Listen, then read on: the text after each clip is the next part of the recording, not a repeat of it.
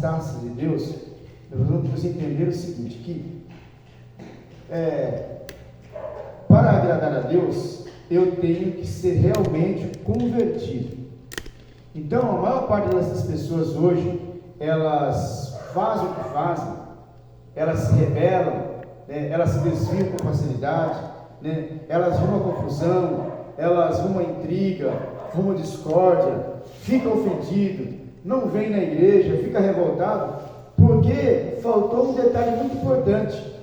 A maior parte das pessoas, ela vem na igreja porque ela acha bonito, acha legal, acha que é um meio para ela aliviar a tensão, para sair do nível de estresse. Então ela vem para mostrar, mas se converter realmente é algo muito mais profundo, porque quando a pessoa se converte, ele muda totalmente o seu caminho, ele muda os seus costumes.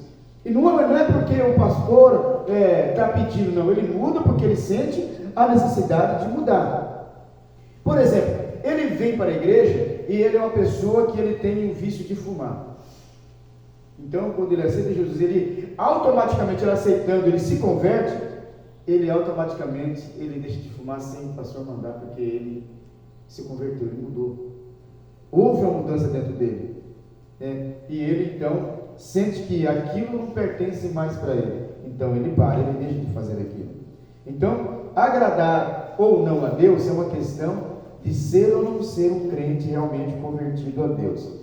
Pois, na verdade, existem dois tipos de crente dentro da igreja do Senhor. Vamos ver qual é? Primeiro, existe o crente convertido, que é aquele crente que ouve a palavra de Deus e aceita em seu coração, e se arrepende dos seus erros, e não volta mais a praticar a prática do pecado. Existe o segundo crente. Existe o crente convencido, que é aquele crente que ouve a palavra de Deus e não abre o seu coração para que Deus possa mudar a sua vida, mas se convence que ele deve ir à igreja, achando em seu coração que ele deve seguir um movimento religioso. Tem diferença ou não? Ele vem para a igreja e se convence que ali é um lugar bom. Veja bem, o convertido, ele muda, deixa, acredita, que Deus é o único Deus suficiente Salvador, se arrepende dos seus erros, porque sem arrependimento não há conversão. Já o convencido, ele se convence que aquele lugar é um lugar legal, É que tipo assim, vamos no Gonzaga, hoje não, hoje eu estou cansado. Não, vamos, vai ter legal, hoje vai ter um negócio lá e tal. Não, mas vamos que eu te pago um lanche. Você me convenceu. Entendeu? Então, convencer é uma coisa momentânea, é uma coisa que você está ali, certo? Mas o teu coração não é aplicado àquilo, o teu coração não é modificado por aquilo, certo? Você está ali, mas a qualquer momento é como isso aqui, esse camaradinho aqui. Pensa num animal que é totalmente diferente de todos os animais. Ele é um animal que ele quer muito receber carinho, mas ele não tem todo esse carinho, todo esse amor para dar. Ele é um tipo de animal que ele não se apega a pessoas. Ele está aqui com a gente, por que ele está vindo aqui? Porque começaram a passar a mão nele, certo? Então ele está aqui. E se começar a tratar ele muito bem daqui, ele não vai nem sair daqui mais. Então, ele é daquela casa. Mas se a casa do vizinho começar a colocar ração especial para ele, começar, botar ele no colo e carregar para lá e para cá, já era. Ele já nem vai voltar mais lá. De vez em quando ele vai aparecer lá. Então, ele dá mais, exatamente. Ele dá mais carinho. E eu já ministrei na igreja sobre o crente gato e o crente cachorro, O crente cachorro é diferente, O animal, o cachorro é diferente. Você passa na rua e você vê um mandarino, um mendigo deitado no chão, todo fedendo mal, sem teto, sem nada, e o cachorro está lá do lado dele lá, e vai botar a mão lá no camarada para você ver só. Vai para você ver só, se ele não te avança. Você já viu algum mendigo com algum gato? Não. Algum gato seguindo ele? Não, você não vê. E nunca vai ver, entendeu? De jeito nenhum. Então, é desse jeito, irmão.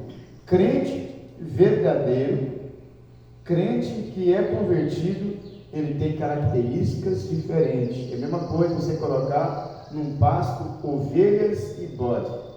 A princípio, quando a ovelha ela está sem a lã, entre o cabrito, né, e a ovelha, você quase não vê diferença. São tudo lisinho, o aspecto, né, patinhas iguais, o rosto igual, é isso? É tudo igual. A diferença está nos procedimentos. Por exemplo, a ovelha, você pode chegar, sentar de costas para ela, que nunca vai acontecer. O que vai acontecer ela chegar e começar a esfregar em você? E o bode? O cabrito, ele vai chegar, ele vai te dar tanta cabeçada que enquanto ele não tiver você jogado no chão, ele não para, né? Então tem essa diferença, né? Então vamos lá, são dois casos bem distintos um do outro. O convertido vem para a igreja por amor a Deus, já o convencido por um costume ou porque acha bonito e interessante alguém olhar e pensar ser ele um religioso. Mas a diferença logo se destaca. O convertido aceita a correção de Deus com alegria e com temor em seu coração, obedece à voz do Senhor. Porém, o convencido, se aplicar a correção, ele não aceita, e se a gente não vigiar, é bem provável que apanhamos do famoso convencido, principalmente se mexermos em sua ferida. Dá para entender ou não? Acho que sim.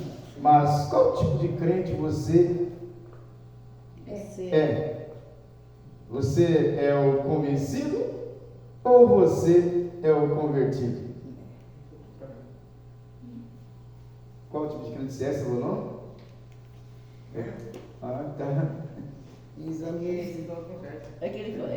Eu falei ao contrário, né? Qual tipo de crente você é? Você é o convertido ou você é o convencido? Ficou melhor assim agora? Você falou ao contrário, realmente. Qual tipo de crente você é? Então, a partir desse momento você vai entender se você é crente convertido. Porque o crente convertido, ele não se arrepia, ele não se revolta contra a palavra de Deus. Toda palavra que vem, ele vai entender que é uma correção. Já o convencido, ele começa a sentir, entendeu? Mas se sentir atacado, você está falando para mim, sabe do meu problema, sabe que eu faço isso, sabe que eu faço aquilo. Já o convertido, ele fala assim: eita Deus, ainda bem que o Senhor está me corrigindo. Creio eu que esta lição será um bálsamo para as nossas vidas. Portanto, aproveite, pois tem muita gente afastando-se de Deus. Tópico 1. O pecado não tem tamanho. Tem tamanho o pecado? Não. Então vamos... Tem danos maiores. Exatamente. Então vamos acompanhar essa questão de que o pecado não tem tamanho. Eu vou ler o tópico 1 aqui e depois os irmãos vão ler o seguinte. É lamentável ver hoje o tanto de crentes que estão se afastando da presença do Senhor Jesus, e isto por estarem sobrecarregados de pecado, e não entra pelo caminho do arrependimento, e a sua vida espiritual vai aos poucos esfriando, e quando menos se espera, ele se torna um apostata da igreja. Veja Romanos 8, versículo 10. E se Cristo está em vós, o corpo na verdade está morto por causa do pecado, mas o espírito vive por causa da justiça. Isso quer dizer que não devemos dar ocasião à carne, para não vivermos no mundo de pecado, praticando coisas que desagradam a Deus.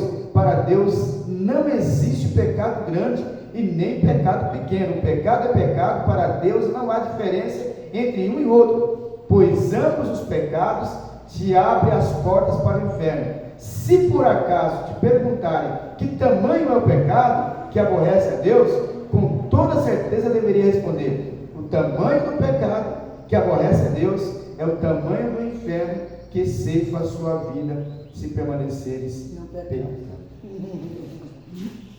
Essa seria a resposta correta. Porque tem gente que fala assim: não, eu peco, mas não é, entendeu? É um pecadinho. Eu não vivo adulterando, não vivo matando nem roubando ninguém. Eu falo uma mentira de vez em quando, tomo um golinho, né? Mas as pessoas esquecem que pecado sempre será pecado. É óbvio que aquele que comete um pecadão, comete uma coisa, né, mata, ele será castigado com mais açoites. Mas pecado é pecado e te leva para o inferno, de igual modo o pecado de matar, de roubar, de prostituir, né? Então, não tem tamanho o pecado. Uma vez que você pecou, deve se arrepender e pedir perdão para que Deus então te purifique, né? Porque, como diz João, nós lemos aqui no começo, lá no nosso, acho que é na verdade aplicado, né?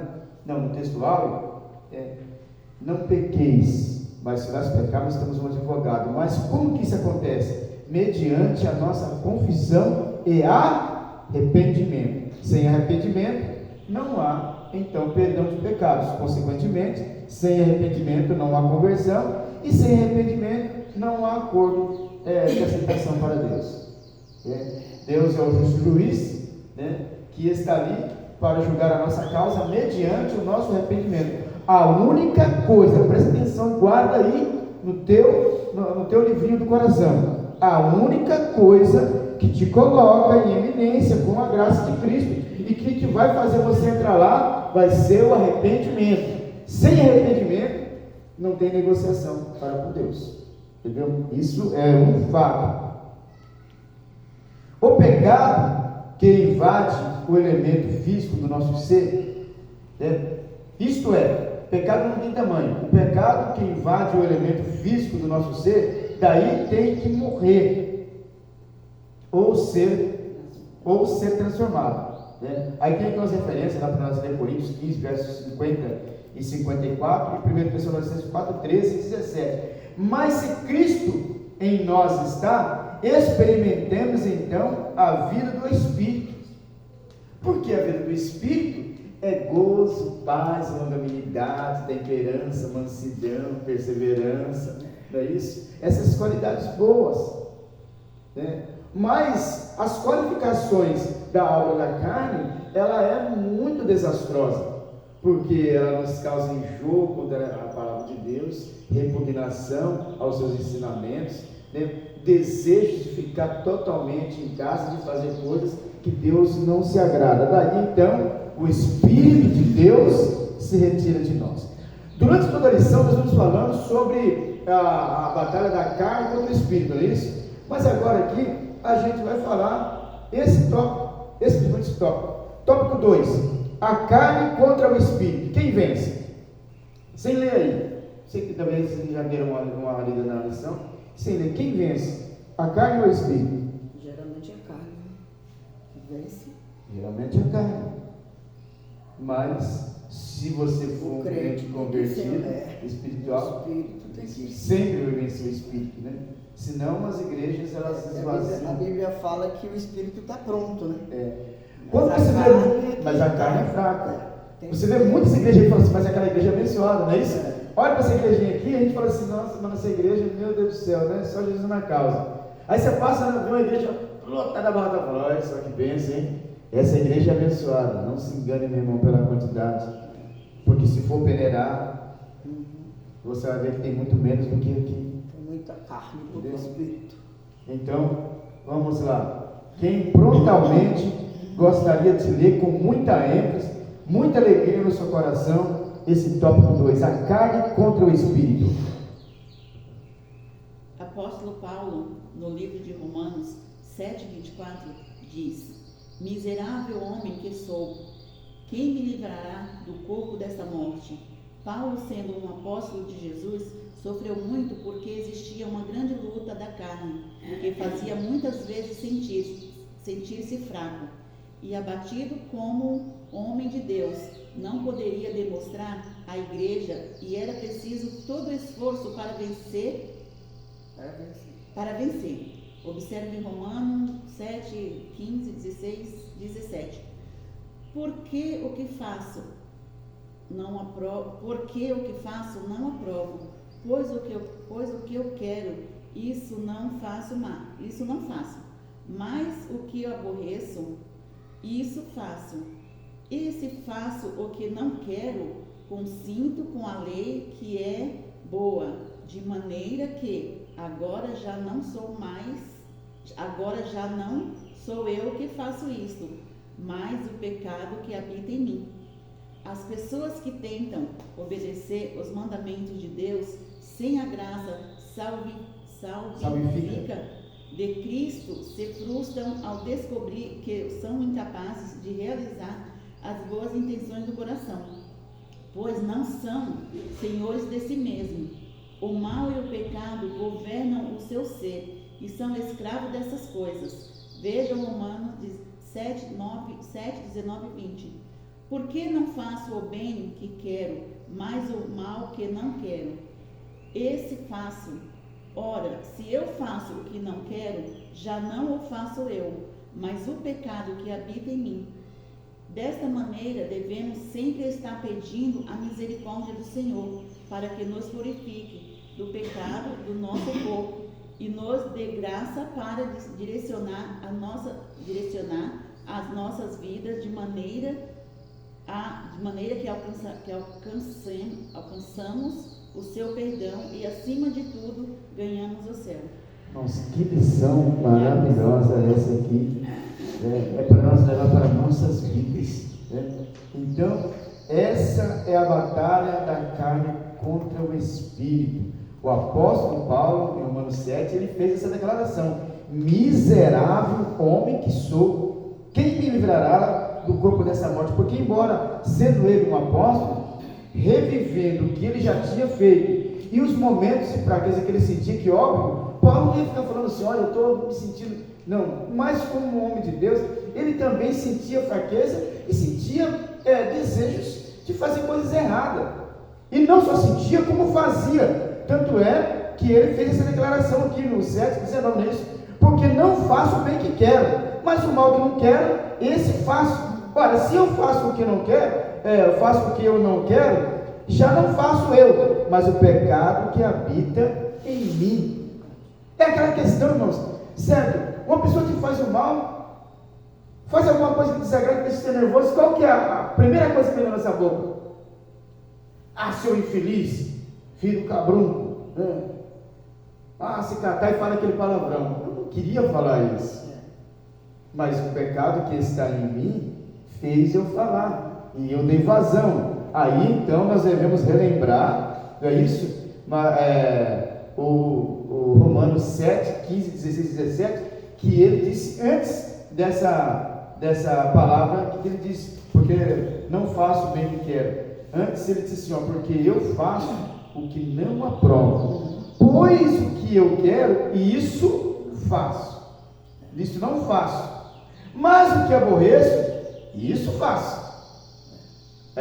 Aí ele diz assim: e se faço o que não quero, consinto com a lei que é boa, de maneira que agora já não sou eu que faço isso, mas o pecado que habita em mim. Então, quando é para você fazer aquilo que é para você fazer, e você não faz, e você vai fazer aquilo que é desagradável, então você se torna um escravo do pecado. A gente começa a se enfraquecer à medida que nós vamos dando vazão para essas pequenas coisas que nós achamos que não tem problema nenhum. Daí então, quem vence? A carne ou o espírito? Se eu realmente me aplicar a palavra de Deus, sempre vai vencer o espírito, porque eu não deixo que o mal que habita, não é que o mal está que habita em mim, todos nós estamos com esse, que se não fosse assim, então nós estaríamos no céu.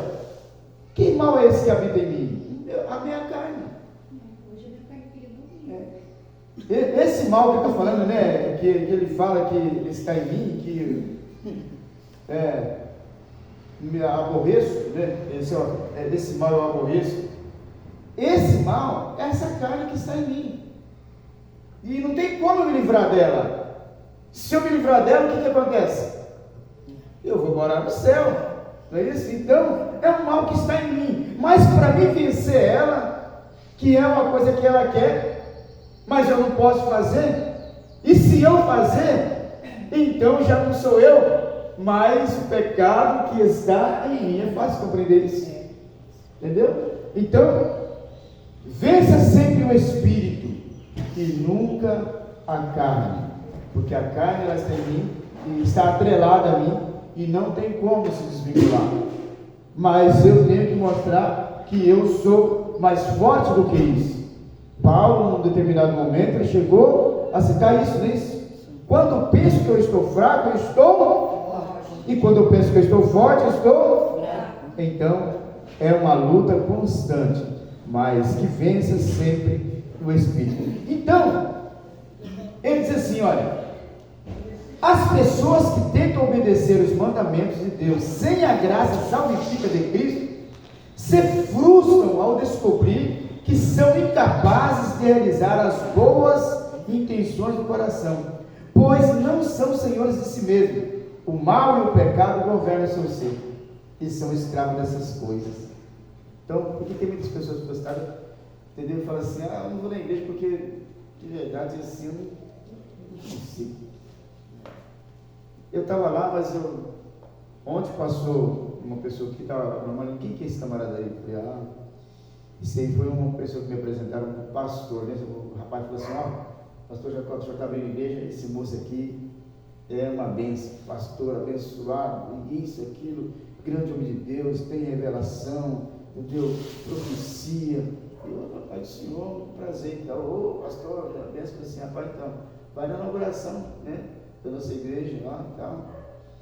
Aí me dá seu WhatsApp, aí, quando está faltando uns 2, 3 dias, pastor, a inauguração da nossa igreja vai ser tal dia e tal. Pastor, desculpa, infelizmente não vai dar para mim ir, né? Tem algumas outras ocupações, mas a gente vai estar lá. E daí sumiu esse camarada, sumiu. Aí ontem ele aparece aqui, né?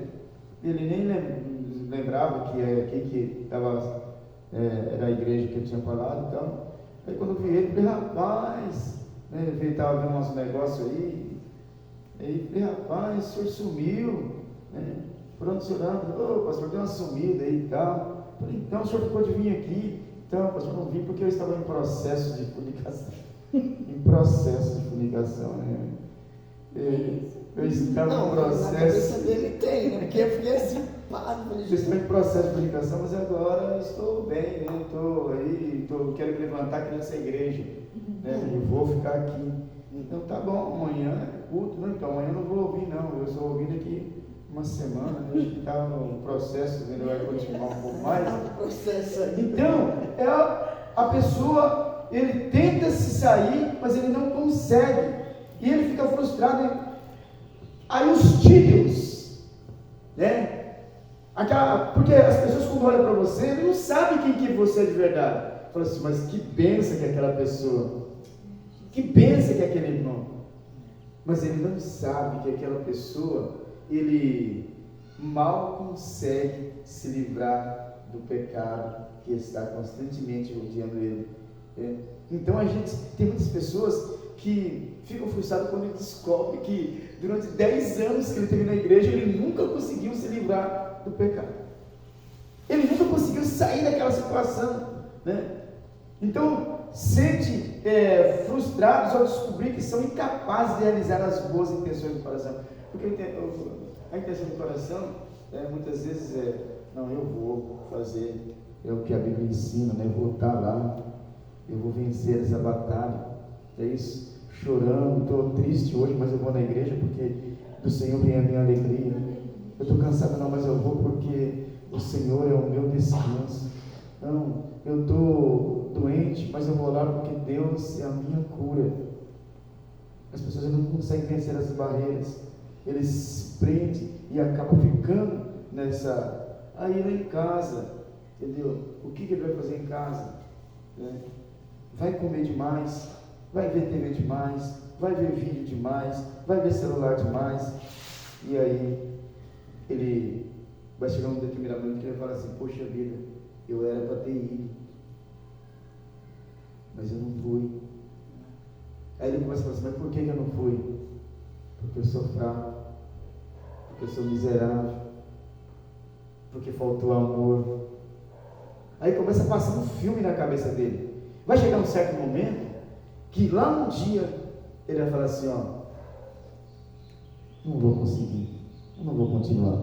As pessoas se frustram e para o meio do caminho, e para de servir a Deus. Para você que está vendo esse vídeo nessa hora, talvez você esteja se deparando com isso, você deve estar pensando assim: olha, eu estou vivendo isso, mas há uma saída para você.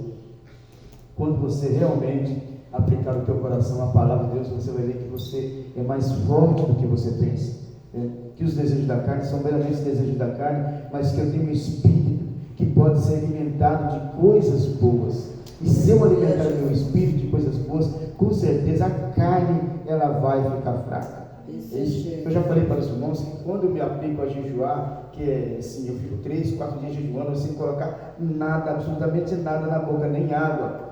Quando está no terceiro dia de jejum, eu tenho vergonha até de tomar banho. Eu tenho vergonha de tirar a roupa e ficar nu na presença de Deus para tomar banho. Imagine o grau de santidade que você fica. Quer dizer, a carne está super massacrada, não tem força nenhuma. Agora, quando você come muito, não é isso? Deixa eu ver quando fica lá. Ai. Aí você fala assim: vamos orar? Você não está repreendido. Está repreendido em nome de Jesus. Eu vou deitar na minha cama, entendeu? Eu vou dar um cochilo e orar que nem banho eu vou tomar. Não tem nada a ver, entendeu? É isso que a carne faz. Ela massacra o espírito. De barriga cheia, eu não sou ninguém. É isso? Aí de repente você que está assistindo o vídeo fala assim: parece que está lendo a minha vida. A gente não lê não, quem lê a sua vida é Deus, né? Diz assim: ó, desta maneira devemos sempre estar pedindo a misericórdia do Senhor para que nos purifique do pecado do nosso corpo e nos dê graça para direcionar as nossas vidas de maneira que alcançamos o seu perdão, acima de tudo ganhamos o céu. Aleluia. Então, essa é a receita básica, né, para que vença o espírito e não a carne. Amém? Amém. Terceiro tópico. Quem pode ler o terceiro tópico? O terceiro tópico vai dizer assim, ó: o prazer na lei de Deus. O prazer na lei de Deus. Então, para ter prazer na lei de Deus, como que é feito esse processo? Quem pode ler para nós? Logicamente, uma pessoa que se torna um apostata jamais irá ter prazer na lei de Deus, pois lei do pecado opera na vida dele. Se eu sou de Deus e Deus está em mim, o meu espírito anseia e se alimenta de Deus, pois sou seu servo de Deus. Aquele a quem apresentamos, é a este que servimos. Não sabereis vós que a quem vos apresentardes por servos para me obedecer, sois servos daquele a quem desobedeceis, ou do pecado para a morte e da obediência para a justiça. Romanos 6, versículo 16. Certos membros da igreja, nos dias de Paulo, presumiam que, sendo o pecado perdoado mediante a graça de Deus, o cristão não precisava se preocupar, para resisti-lo, refutando essa ideia. O apóstolo Paulo explica que cada crente deve continuar a reafirmar e implementar sua decisão de resistir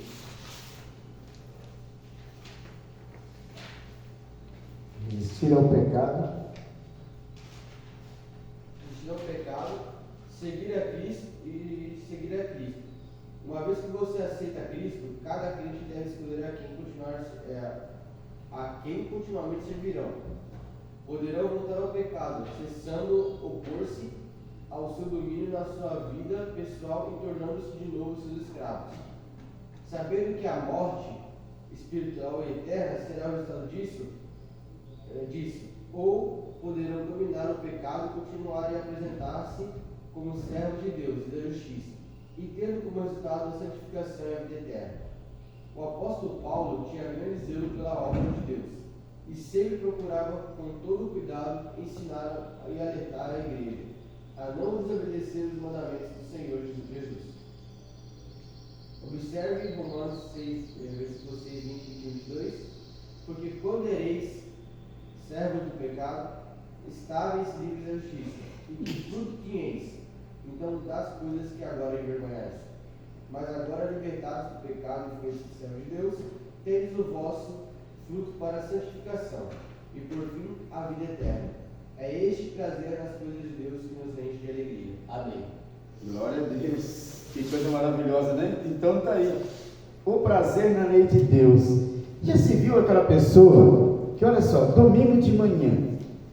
Uma pergunta que eu vou fazer para vocês que estão aqui e para vocês que estão nos assistindo nessa manhã. O prazer na lei de Deus. De manhã, domingo de manhã, como hoje aqui na cidade de Santos, que está nublado, fresquinho, né? Essa manhã, te deu prazer em levantar e vir para a igreja? Ou te deu uma certa tristeza? Para você que está assistindo, te dá prazer levantar de manhã cedo e ir para a igreja? Ou te dá tristeza? Te faz feliz ou te aborrece? Essa pergunta, ela vai definir que grau de espiritualidade você está e que grau de conversão está você. Então, o prazer na lei de Deus te faz feliz levantar de manhã cedo e vir para a igreja? Você é aquela pessoa que levanta no domingo de manhã cedo, vai lá, né, dá aquela espreguiçada, não é isso? E diz, glória a Deus, mais uma manhã, daqui a pouquinho eu quero estar na casa de Deus como salmista.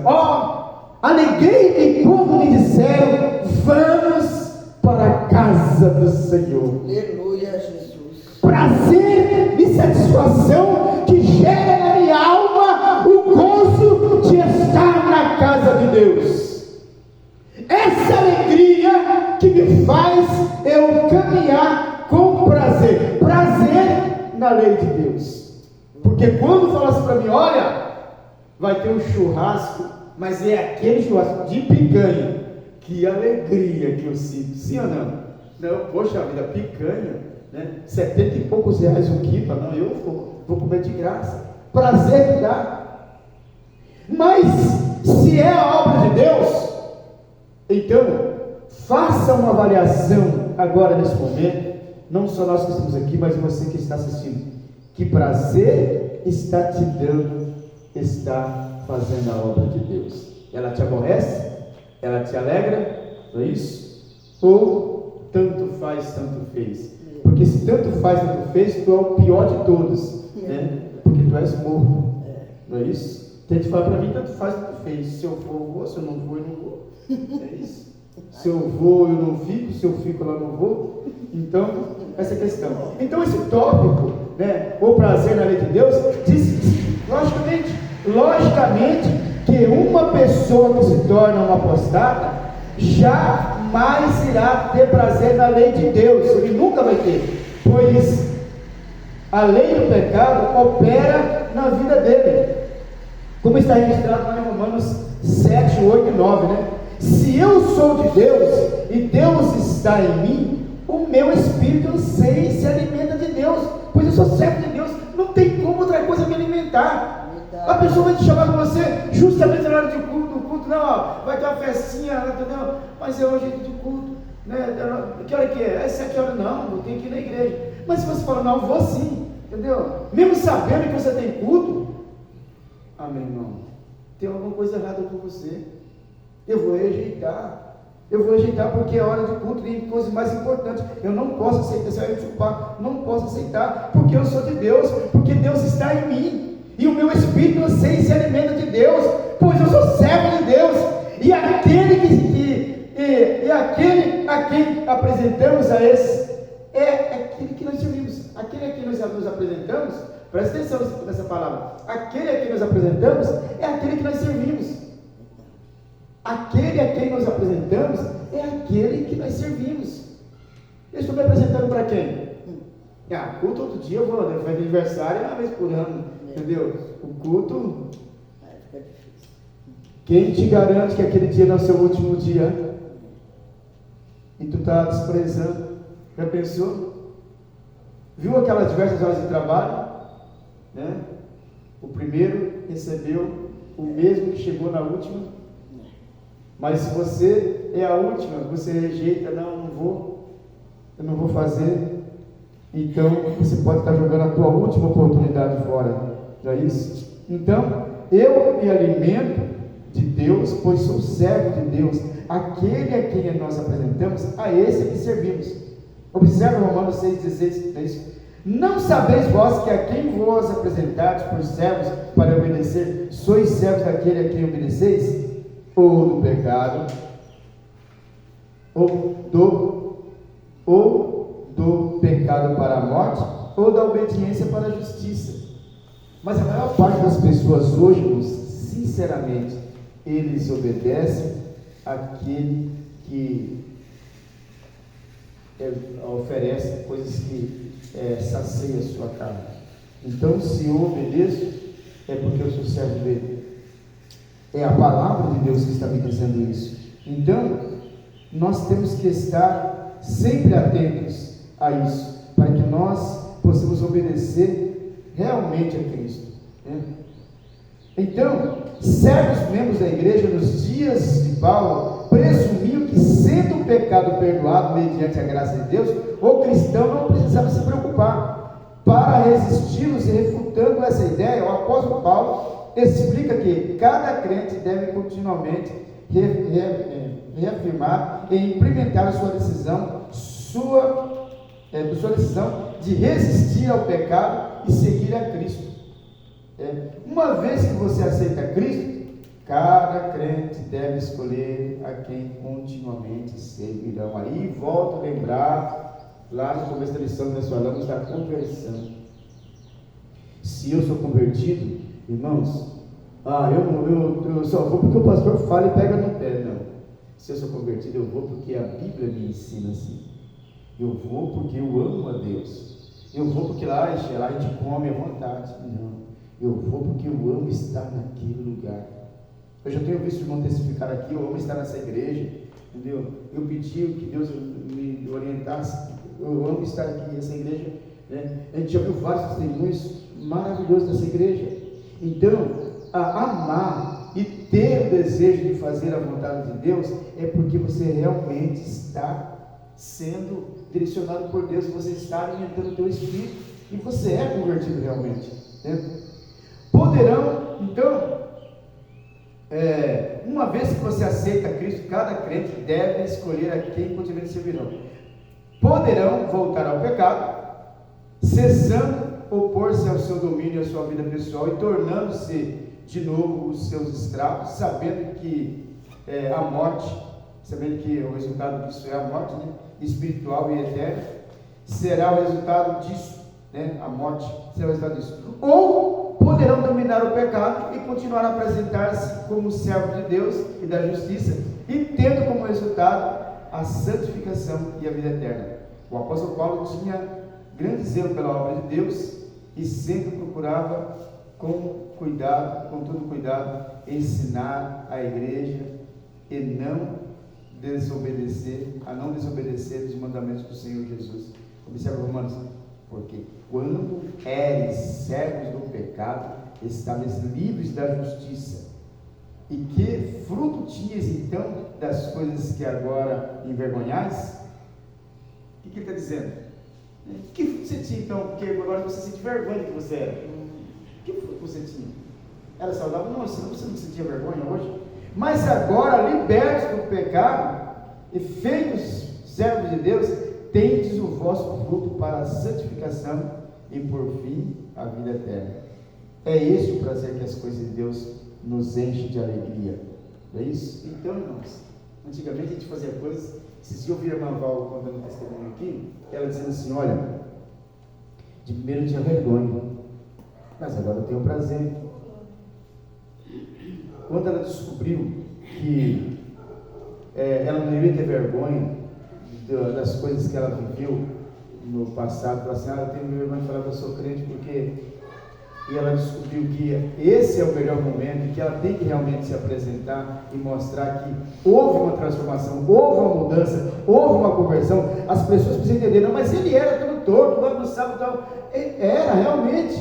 Então eu quero que você veja isso, que Cristo muda, Cristo transforma. E se há uma transformação, se há uma conversão, vai ser notório, todo mundo vai ver que aquela pessoa está modificada, está transformada. Existiu uma conversão dentro dela, não é isso? Louvado seja o nome do Senhor. Aleluia. Quarto tópico: os frutos da obediência. Resistir aos ataques satânicos e aos desejos da carne resultará em grandes fontes de bênção e bons frutos para o Senhor Jesus. E como troféu ficarás livres da condenação eterna. Cristo nos deu bom exemplo e com frutos do seu trabalho nos deu a vida eterna. Embora fosse impossível Cristo pecar, ele sofreu e foi grandemente humilhado pelo pecado. E isto por nossa causa. Diz aquele que não conheceu o pecado, o fez por nós, para que nele fôssemos feitos justiça de Deus. Nós somos frutos do sofrimento de Jesus. E muito embora ele tenha só plantado amor, paz, união, bondade, fé, alegria, etc. E de muito colher frutos ruins e lhe causaram dor, lhe fazendo chorar. Que fruto você possa estar dando ao Senhor? Pense bem na morte de Cristo. O pecado perdeu sua força na ressurreição. Ele triunfou sobre o poder do pecado. E assim os que estão ligados em Cristo estão libertos do pecado, dando frutos bons para os tempos vindouros. Glória a Deus. Os frutos da obediência, não é isso? Então, não é o pastor que vai colocar esses frutos em você. Esses frutos, eles vão vir através da sua obediência. Não é isso? Então, olha, resistir aos ataques satânicos e aos desejos da carne resultará em grandes fontes de bênçãos, de bons frutos para o Senhor Jesus. Então, é como se fosse uma lavoura. É isso? Vem as ervas daninhas, vem lá as lagartas, é isso? Vem lá aquelas infestações de pragas, não é isso? Mas se existe uma aplicação de uma dose de veneno correta, aquela plantação ela vai resistir a tudo isso e ela vai dar bons frutos. Né? Que veneno é esse que vai ser aplicado? Né? Palavra de Deus. Aleluia. Tudo que faz você se fortalecer, sentir vigor, é palavra de Deus, é oração. É por isso que a Igreja Assembleia de Deus, ela é completa, porque ela tem oração, ela tem palavra de Deus, não é isso? Ela tem ensinamentos genuínos e ela tem amor. Então, observe que essa igreja, especificamente aqui, que não é das melhores igrejas, mas procura andar no caminho do Senhor, né? Procura fazer a vontade de Deus, ela anda de joelhos. Segunda-feira a gente ora, porque a oração é a base da nossa vitória. Terça-feira a gente se reúne aqui para poder aprender, porque não tem aquele que fala assim, não, eu já sei de tudo. Não existe. Se existir uma pessoa que fala assim, eu não vou porque eu já sei, entendeu? Se eu falar, eu tenho que ensinar. Não existe. Essa pessoa é a mais estúpida que já existe na face da terra, porque não existe o sabichão. O único que sabe tudo, que entende tudo, é Deus. Eu sou sempre aluno e sempre vou ser aluno. Então, a gente tem esses cultos. No culto de quinta-feira, o culto de libertação, eu preciso me libertar de algumas coisas. Sempre tem algo dentro de mim que eu preciso ser liberto, não é isso? No domingo pela manhã é isso que nós estamos fazendo aqui. É a escola, é a faculdade de Jesus. Uma das melhores escolas que existe no mundo, onde você pode aprender realmente como deve se portar diante da presença do Senhor. Então, tudo isso aqui faz parte, não é isso? Então, eu tenho que resistir aos ataques satânicos, né? E eu vou ficar livre, né? Então, diz assim, olha só, e como troféu ficarás livre da condenação eterna, conforme Romanos 8 e versículo 1. Cristo nos deu bom exemplo, e como fruto do seu trabalho, nos deu a vida eterna. Embora fosse impossível Cristo pecar, ele sofreu e foi grandemente humilhado pelo pecado, e isto por nossa causa. Romanos 5, versos 20 e 21, e 2 Coríntios 5 e 21, diz assim: aquele que não conheceu o pecado, o fez por nós, para que nele fôssemos feitos justiça de Deus. Nós somos frutos do sofrimento de Jesus, e muito embora ele tenha só plantado amor, paz, união, bondade, fé, alegria, e de muitos colheu frutos ruins. Embora tenha plantado 6, mas colheu muitos frutos ruins, de muito, porque não era uma árvore boa, porque a árvore boa, ela produz frutos bons, né? Pense bem na morte de Cristo. O pecado perdeu sua força. Na ressurreição, ele triunfou sobre o pecado, né?